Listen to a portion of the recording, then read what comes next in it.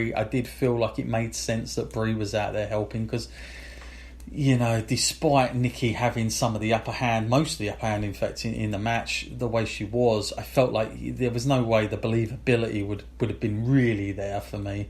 But I think the way they did it, you know, throwing her into the post, for me, that worked well. I didn't have a problem with that. I felt like Rousey did a very good job. I mean, the crowd, I'm still shocked. I will say this much. I am surprised that the fans have, you know, stuck by Ronda Rousey as much as they have, mate. It's almost like they want it to work, but they're getting fed crap. Do you know what I mean? Like, that's how I feel sometimes. I'm a big Ronda fan, but then I feel like I'm only her fan because I know her from before WWE. But I'm not sure if I was kind of being presented this Ronda Rousey where I'd be totally into what she's doing. But I feel like for some reason, and good for her, she seems to have this loyal fan base, and you know it's got to be said, arguably at the moment, without Brock involved, she gets the highest numbers, male or female. So there is it's still there, despite how bad of a job WWE have done. She still has got that claim at the moment, at least. How long that'll last, who knows, but it's not all lost. What did you think, Matt? And obviously I'm guessing for you the right outcome at the end of it. Well, this is a difficult one for me to talk about because it was better than I was expecting it to be, for one thing at least, which is the positive I'll take from that. But every time I see Ronda in a match, it just chips away a little bit more each time. I see a little bit, and then this time it just felt like a massive chunk was chipped away because I know they have to make it believable and they have to find a way to make it look like Nikki can hang with her in the ring. But the whole part at the start of the match when she was just toying with her and, you know, making it look like she could just slap that armbar anytime she wanted, you know, why didn't she? Yeah. This is what this woman was famous for in the UFC. She could finish people so fast, and actually that would be the goal, to go out there, get the job done, and then prove you're the best that way. You wouldn't just she wouldn't step into the octagon and just toy with someone, because that's a good way to lose a match, you know. So I feel like the whole underestimating her opponent within WWE makes her seem a little bit naive in her character. It's just definitely losing credibility each time. Even though she gets the win, it just makes her go down in my estimation, and probably a lot of fans. And like you said, there are these hardcore fans out there holding on for something that might be better, but these fans, everyone's got their breaking point, and when you look at how they've treated people like Sasha and May, like we were talking about earlier, and how good they were and where they're at now, you know, if you look to these people who are in charge of writing stories and in charge of creative, you know, they come up with something great for her. We've been waiting a very long time. Yeah, let me ask you this, Matt. I mean, it's a good point you made, and actually Jimbo, Wrestler Squad number 9, he sent something in about Ronda Rousey. He said the way he would have booked her would have been Goldberg style, very quick, fast matches, you know, just gets in there, this person's a threat, you know, once bell to bell, do a load of, you know, if it has to be 3 or 4 minutes, so be it, but just every time someone steps in the ring, it's all about the time. How long are you going to be able to last? But if now the only downside to that, I guess, Matt, is she'd have to be a little bit more limited in what she could do. You wouldn't want to see her doing all this stuff. But would that if she came in like that, would we be talking about her now and saying she's not putting in as much effort as all the other girls, and she's doing this and not that, and the other female talent are, you know, like doing more of the hard graft? Would we have a knock-on effect, or do you think we would have bought that more and been quite satisfied with it? What's your take? I mean, is it sort of damned if you do, damned if you don't at the minute? No, I think I would have totally bought that a lot more, because everyone knows coming to this, legitimately, these women are not a threat to her in a real life physical threat. So I feel like people would buy into that a lot more, and it would make more sense. And when she does come across someone like Nikki, if she did go down this route where she had to toy with her a little bit, you know, you might believe it because her confidence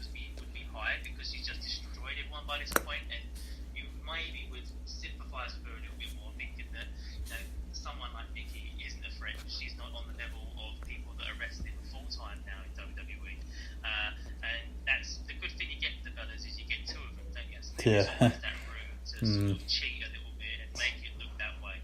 So I would have been a lot more interested in this match, seeing what the Bellas did throughout this, like cheating and pushing her to the post, because then you might actually believe she could lose, because it would be the first time you see the kind of the tables turned on her like that.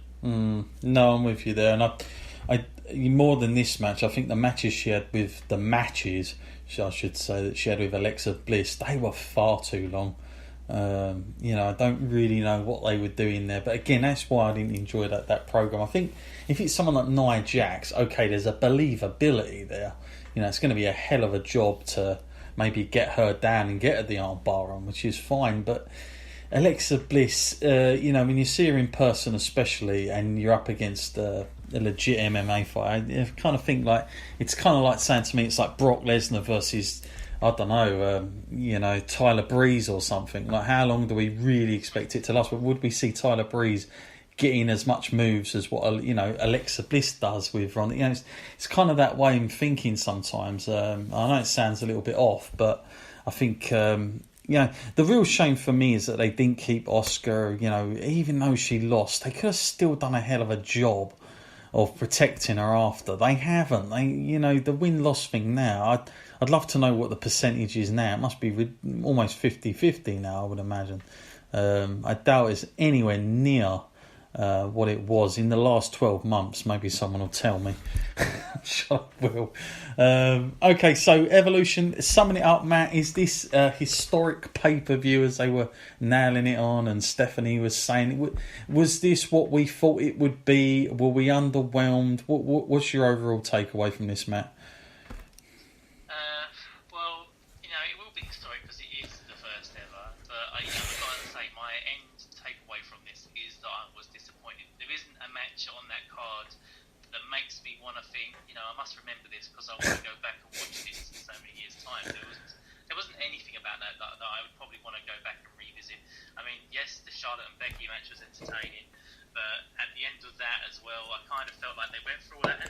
And speaking of that match as well, that referee was so inconsistent. There's any negative about that. Sometimes Charlotte wasn't even on her feet, and he would stop the count. Just took me out of the moment a bit in that sense. So that was the negative there. So I just feel like overall underwhelming. So I wish it could have been more. And like we said about the booking, there was no build up to these fights. And even though they had legends coming back, they didn't really use them to elevate anyone. They just sort of used them to step on their own current talent, which just so kind of buries people that they already have that could be big stars.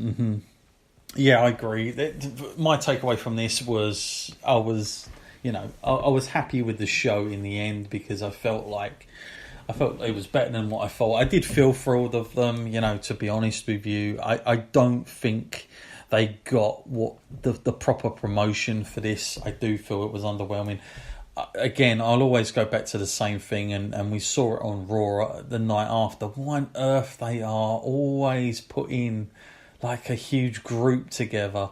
I know I sent Matt a photo that was taken before the show. They had this massive photo of the whole roster, and you had like people that are about to, especially like, well, we'll get on to this next, in fact. Might as well segue into this nicely. But, taking photos and having Charlotte next to, Becky, like really close, and then Ronda and the Bellas, like, what the hell is that? It was like watching this. It reminded me, Matt, of going back to the Slammies '87 that we reviewed on the Wrestling Skull.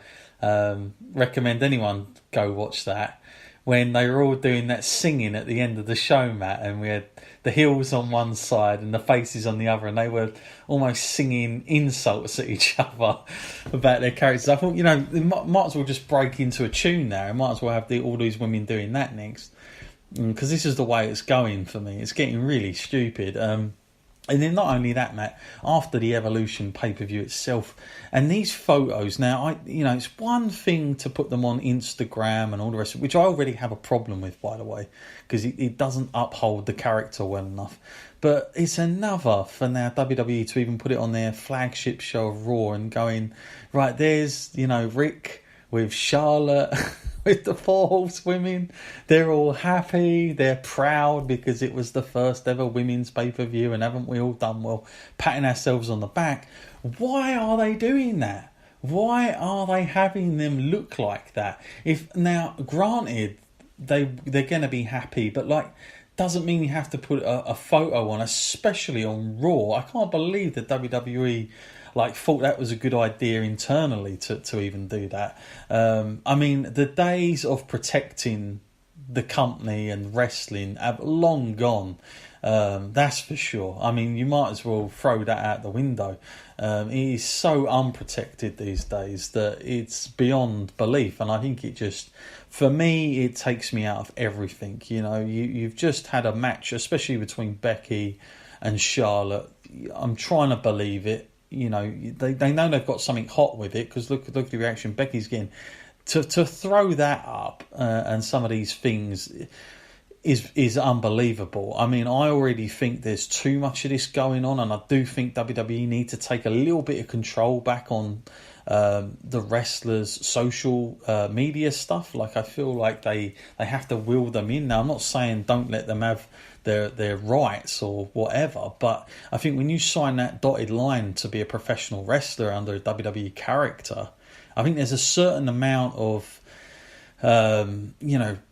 professionalism that has to go into this, and to protect it to a degree. I feel like now there is no wrestler, probably other than one person, Matt, who's probably doesn't even give a damn anyway, which is Brock Lesnar. He's about the only one, I think, that is pretty much himself regardless. He doesn't do interviews.